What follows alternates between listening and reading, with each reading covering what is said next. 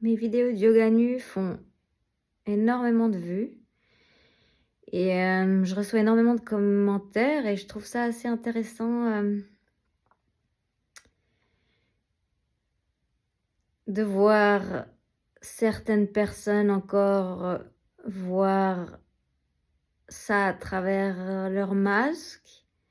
D'autres personnes complètement avoir intégré, ce que j'essaie d'expliquer et en fait, à tous les niveaux, ces conversations sont intéressantes parce qu'elles montrent qu'on se remet en question, qu'on soit homme, qu'on soit femme, on réflexionne là-dessus et ça donne de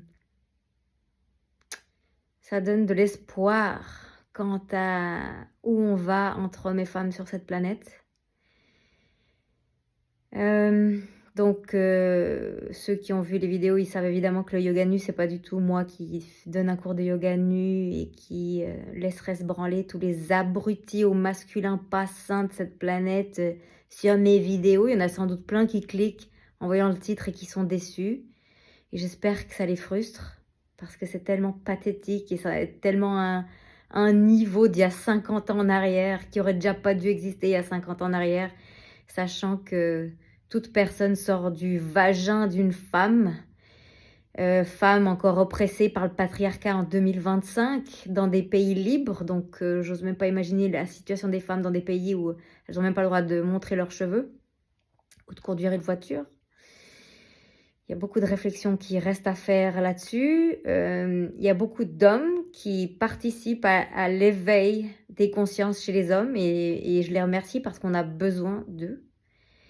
Nous, on est encore oppressés, on n'a encore aucun pouvoir et quand on parle, on n'a aucune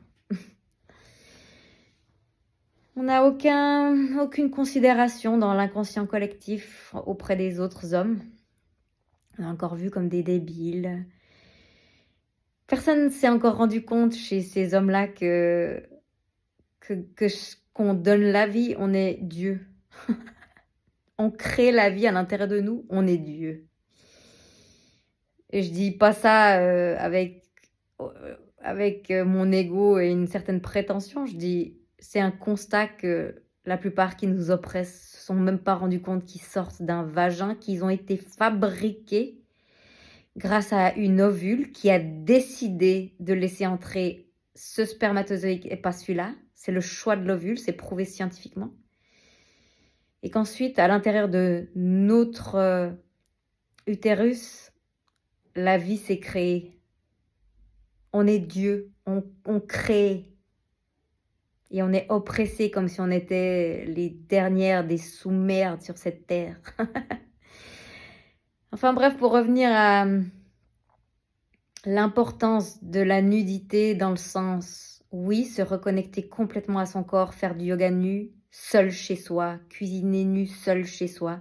C'est pas ce que la société nous a appris, être nu pour se montrer, pour attirer. C'est l'inverse de ça, c'est revenir à l'essence de qui on est. Quand on est nu. Quand on meurt, on se barre nu, j'imagine.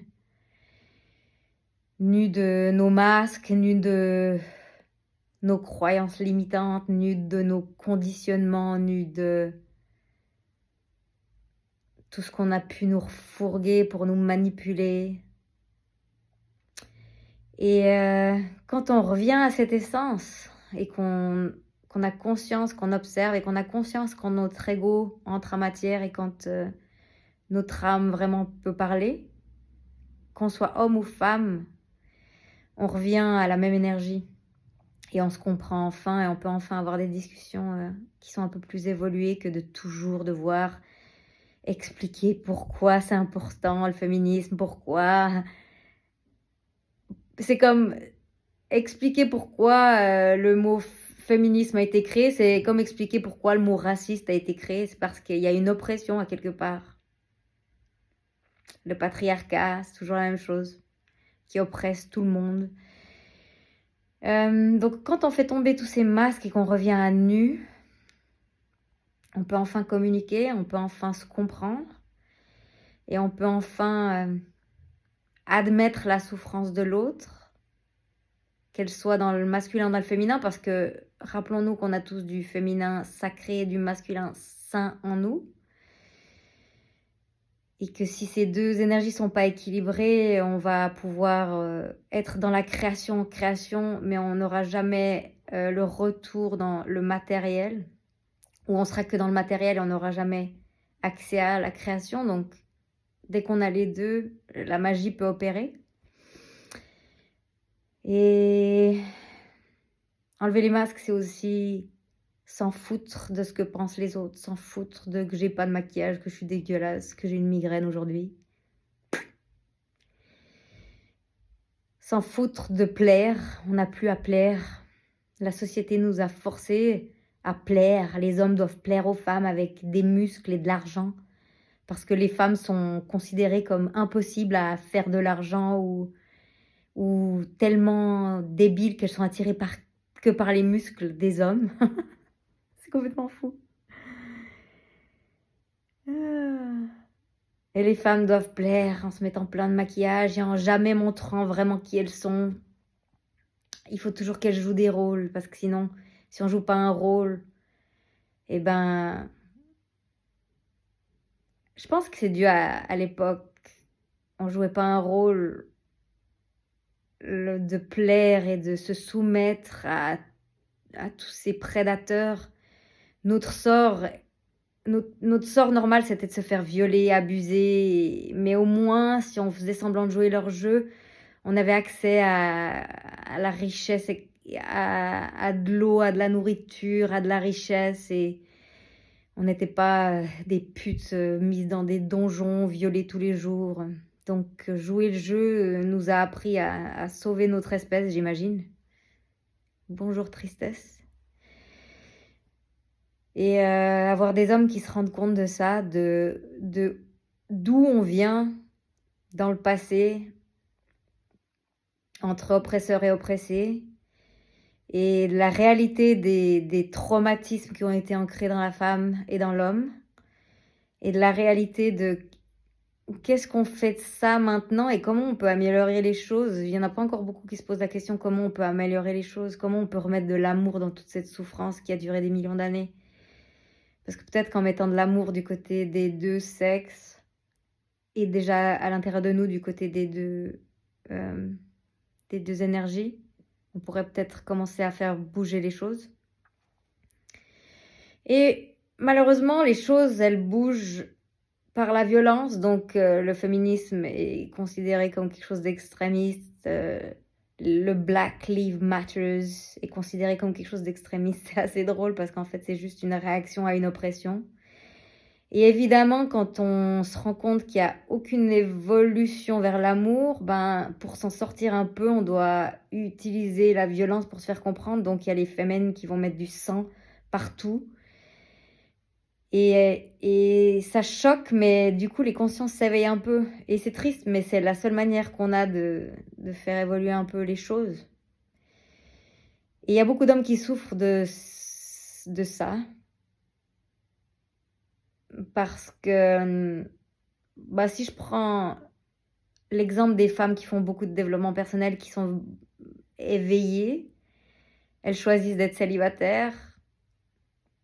Et donc, les hommes vont pas comprendre ce choix ils vont se sentir pas aimés ou pas désirés. Et en fait, c'est que c'est devenu plus facile en 2025 de se choisir soi-même et de s'aimer tellement fort et de s'autosuffire, parce que les femmes en 2025, on s'autosuffit. Qu'on réalise que c'est plus facile de choisir d'être seule, parce que le masculin ne nous soutient pas. Et donc, on doit se soutenir nous-mêmes. Et donc, du coup, on se choisit, on se fait passer en premier. On n'a plus besoin d'être en couple. On n'a plus besoin d'être aimé par le masculin, parce que le masculin en nous aime assez. C'est la réalité des choses.